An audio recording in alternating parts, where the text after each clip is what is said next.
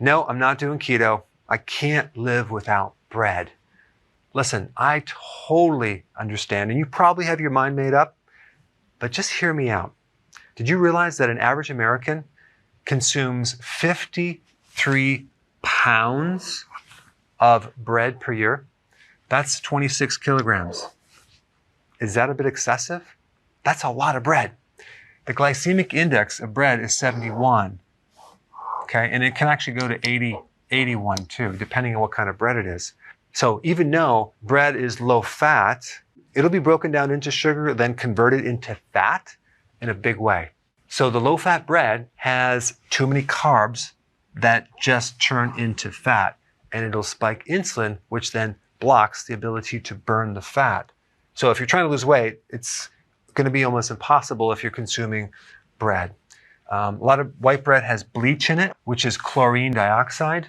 And there's some animal studies that show that this can lead to type 1 diabetes, destroying the pancreas. Then you have an enzyme called transglutaminase, which basically changes the texture of the dough. But the problem is it worsens the sensitivity to gluten. Gluten is the protein in certain grains, and 20 million Americans are sensitive to gluten or are gluten intolerant. That means that when you consume foods with gluten, it will actually destroy the little roots on the inside of your digestive system. Those are called villi, and basically make them go away. So they're blunted.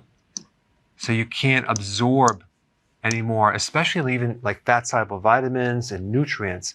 So it can really impair the absorption of nutrients. And it can even trigger autoimmune diseases and affect your friendly microbes. Now, when you consume whole grains, you're getting the bran, which is loaded with something called phytic acid, which blocks zinc, creating a zinc deficiency. And also, the more bread that you consume, the more you're depleted of vitamin B1, other B vitamins, vitamin E, and zinc. B1 and vitamin E are essential for the heart. So this is what I'm going to recommend.